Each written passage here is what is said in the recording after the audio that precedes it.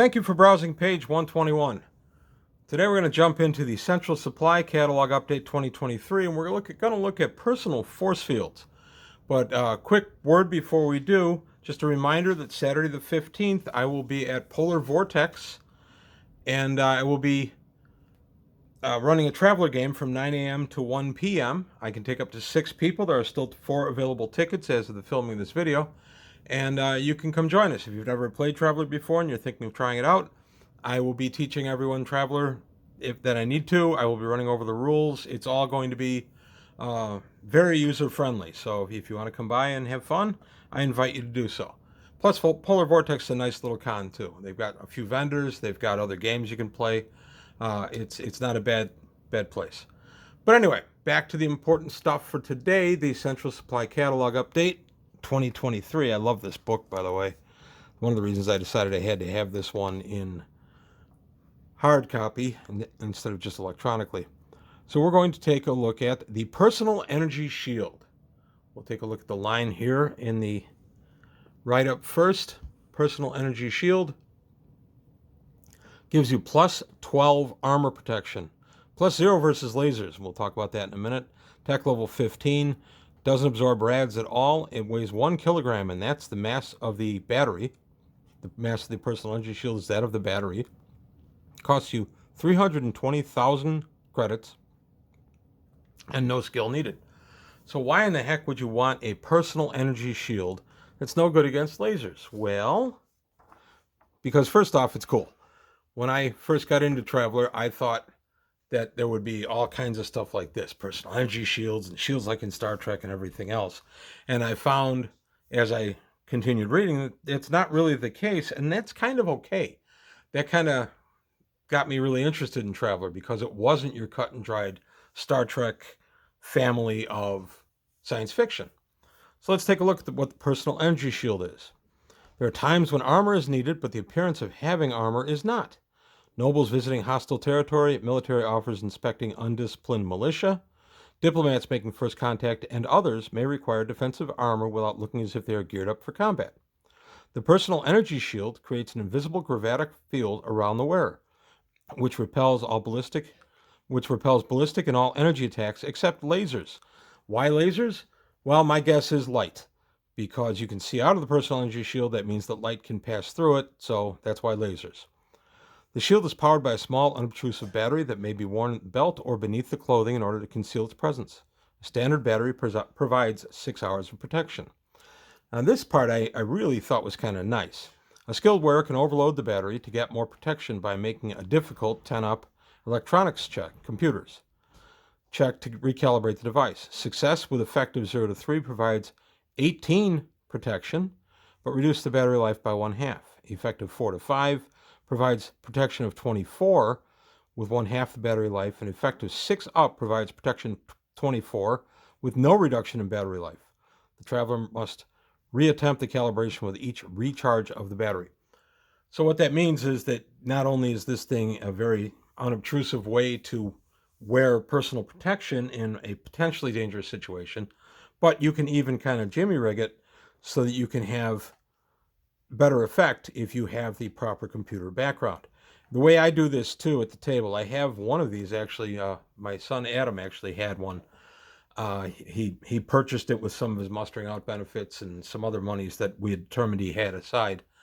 And the personal energy shield, he has computer background too, so he hasn't tried to rig it yet. But if he were to rig it, and I would roll the effect, and then let's say the effect was a 6 up, plus 24 protection with no reduction in battery life, I would let that be for that entire charge of the battery. In other words, he could turn it on and off, and it would still provide the same benefit to him. If the battery ran out entirely, then he would have to go ahead and recalibrate the thing and try to get it right. Maybe he'd blow the roll a little bit, and it wouldn't be as good. That's part of the role-playing end of it. But as far as the personal energy shield being invisible, that's all well and good. But I really think it would sound like you were talking like this. If you were behind the energy shield, people may not be able to see it as such, but they would certainly be able to know it's there. They would see you. They would see as you walk past a table and the shield is, 3 inches off of your body, you walk past the table, you bump the table with the shield, even though the shield's invisible, they'll see the table was bumped and go, hey, what the heck is going on? I'm picturing these kind of like the shields from Dune, by the way, the more current Dune movie, not the one from '84. But I picture these kind of as body shields. Those you can see, I know, but these would be invisible, and I kind of think that's where these came from. They've been in other iterations of Traveler. I couldn't tell you off the top of my head which editions had personal energy shields, because I really didn't do the research as far as that goes. I just want to talk about presenting them here. But I'm sure that I've read them in other places. I don't know if it was a fan article or something official from Classic Traveler or anything like that. But anyway, back to the point, personal energy shield is a great way to have protection at a moment's notice. I would say that it's a minor action to turn this guy on. So if there is an attack on your person, your first response can be to turn the thing on with a minor action and then still do whatever you got to do. Now, the next question becomes, when I have a personal energy shield, can I enter combat? And my answer is not really. You can't fire out of it unless, of course, you're firing a, wait for it, laser. Could you fire a laser out of there and have it, just go through the shield? And I would say yes. And that's something, again, Adam hasn't explored with his yet, but it is something I would allow. So you cannot fire a projectile, you cannot fire a plasma weapon or whatever, but you could fire a laser out of it. In my mind, when the laser fires out of it, it's going to be scorching the air. Any dust that's settled on the shield itself, anything like that, is going to burn.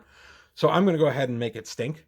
It's not going to hurt the player or anything, but it is going to smell inside the shield once he fires the laser. So this might be a situation where he doesn't want to try to sustain a firefight so much as just to protect himself and then fire a one shot off of some kind of concealed weapon or something to fight his adversary. But definitely not projectiles or anything like that, because they won't go through in either way. Now, the next question becomes, if you were to turn this on and leave it on, does gas get through?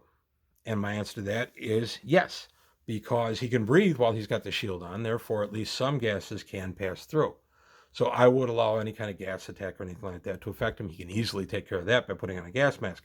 I would wear a rebreather have some kind of independent oxygen situation, not a rebreather, if I was going to be using a personal energy shield for any real length of time, simply to save me from having to run into a problem of stale air.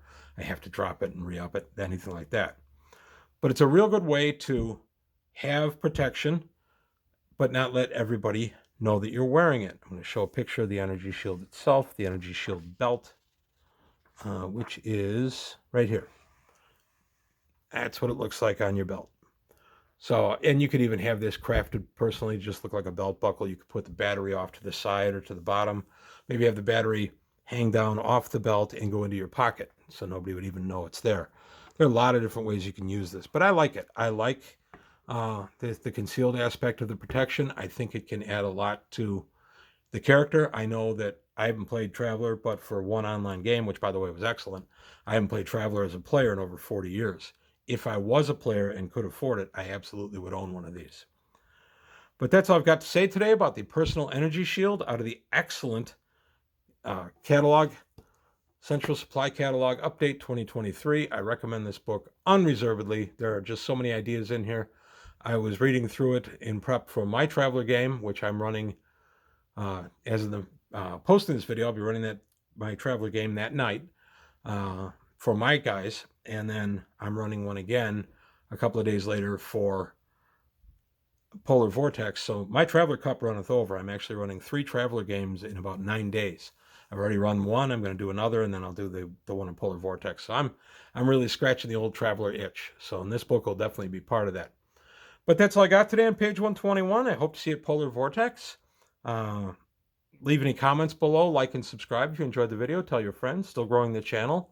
Also take a look at the Patreon, see if you can help me out there. But that's all I've got today on page 121. Thank you for your time, and I'll see you next time.